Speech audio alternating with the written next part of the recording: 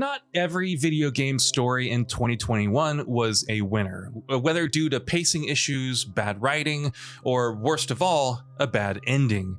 However, some stories and endings really stood out and cemented the medium as something capable of delivering memorable narrative experiences. Let's take a look at the best endings in video games for 2021. Little Nightmares 2. Despite the numbering, it eventually becomes clear that Little Nightmares 2 is not a sequel. Rather, it's a prequel, with the ending revealing that Mono, the boy with the bag on his head, is actually the Thin Man, or rather will become him following the Signal Tower's corruption. Furthermore, it seems that Six became aware of this and chose to have him fall into the abyss. It gives a whole new meaning to the entire game, with the Thin Man chasing Mono, seemingly trying to prevent him from a similar fate. Nier Replicant, version 1.2, etc. and so on. It's difficult to go into every single detail about the new ending in the Nier Replicant remaster, but suffice it to say that it caters to everything that fans could possibly want, from a playable Kain to a reunion with Emil, and finally, the return of Nier. What's even more interesting is how it seemingly creates some new possibilities for the future. Is a worse fate set to befall our heroes? How does this affect the current timeline, given the fact that Nier Replicant led directly into Automata? Guilty Gear Strive. Wrapping up a years-long saga with multitudes of twists and turns isn't easy, but Guilty Gear Strive pulls it off.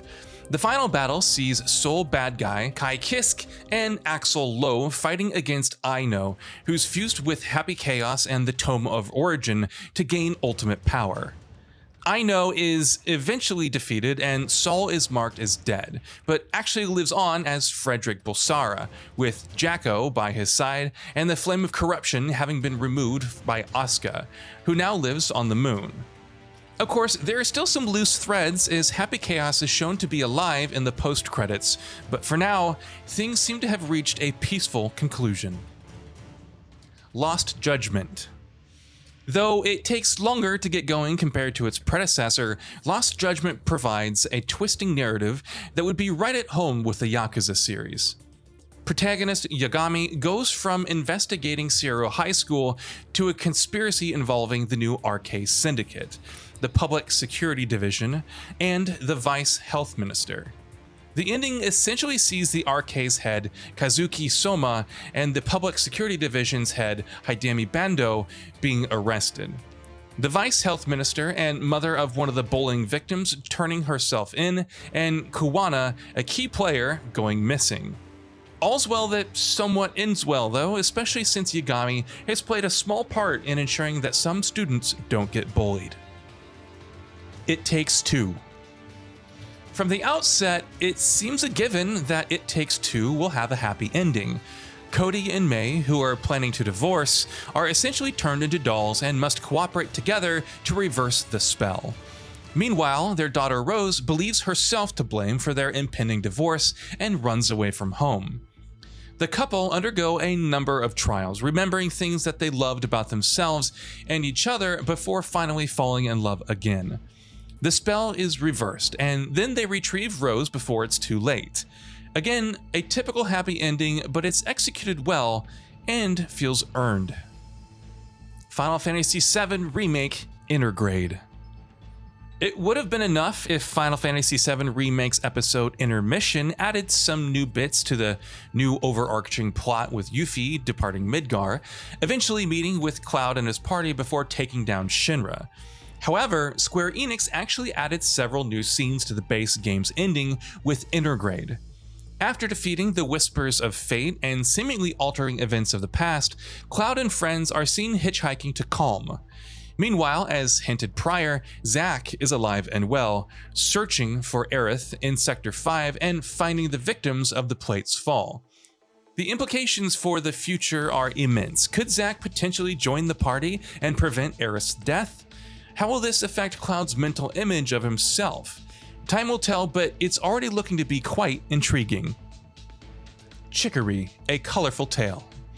Set in the world of Picnic, which has been drained of all colors, the story sees Pizza, the protagonist, going to Chicory to find out what happened.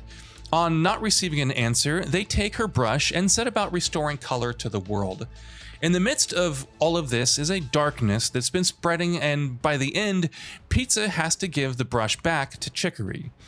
Throughout it all, Pizza learns of the mental toil that wielding the brush can have, which affected Chicory heavily.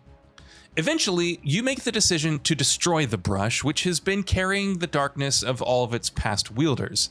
It fights back and ousts Pizza, but thankfully, upon manifesting their true wish to create art, a new brush is crafted. Together with Chicory, who creates her own brush, the duo defeat the darkness and restore peace to the world. In the midst of it all is the message of mental health awareness, empathizing with the stress that comes with creativity and renown, and much, much more. Returnal.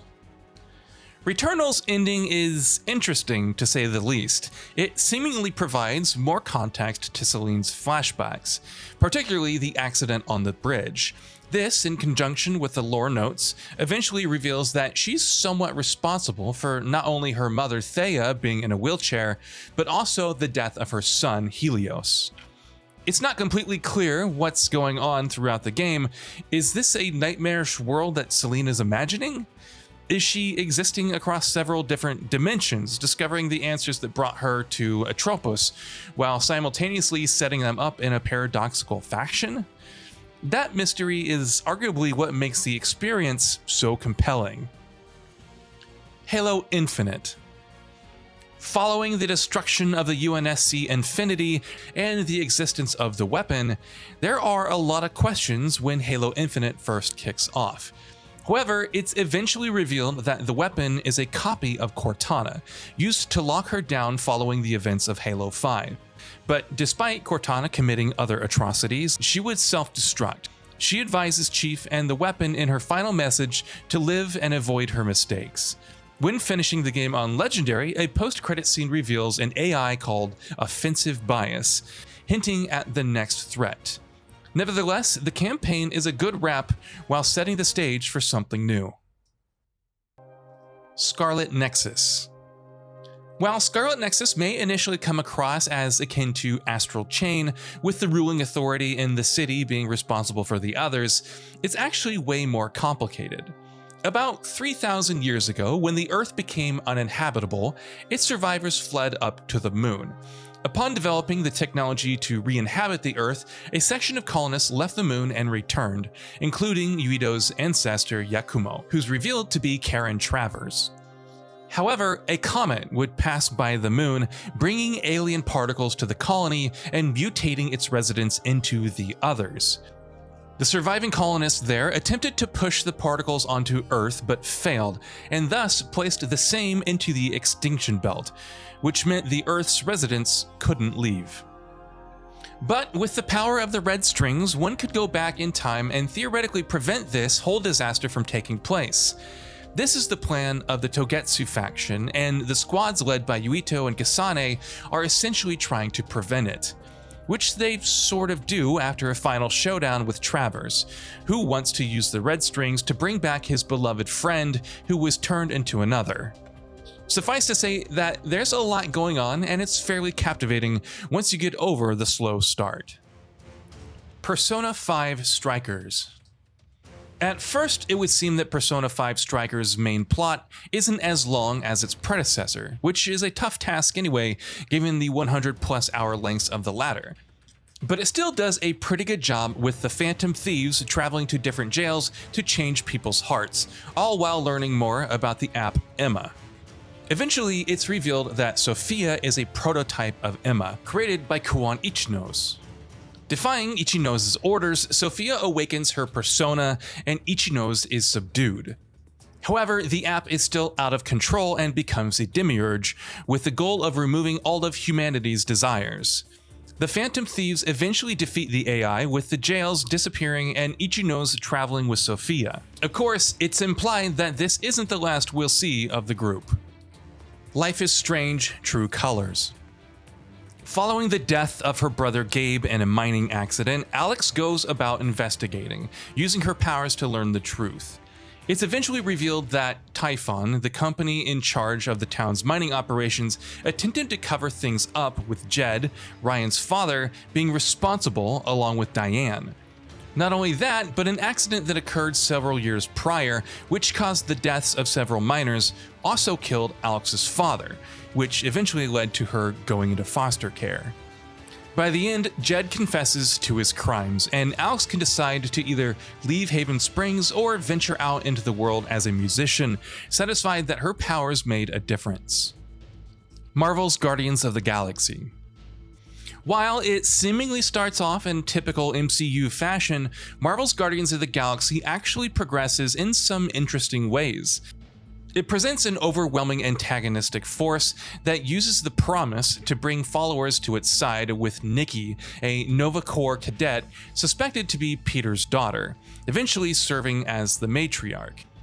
From there, we see the Nova Corps retreating from the incoming threat, the Guardians doing their best to fight back, which includes a clever cameo by Thanos, and eventually encountering Adam Warlock and learning more about the threat of Magus. The finale sees the crew with Nikki, who is free and awakens her dormant powers, battling against Magus and saving the galaxy. You then ride off victorious, assuming you paid the Nova Corps' fine, that is. If not, then the Milano ends up hilariously stranded in space. So what are your thoughts on this? Go ahead and share them in the comments below, and if you liked the video, please subscribe to the channel and enable all notifications by clicking the bell icon to get new video updates. We upload every day and would really appreciate your support. Thanks for watching.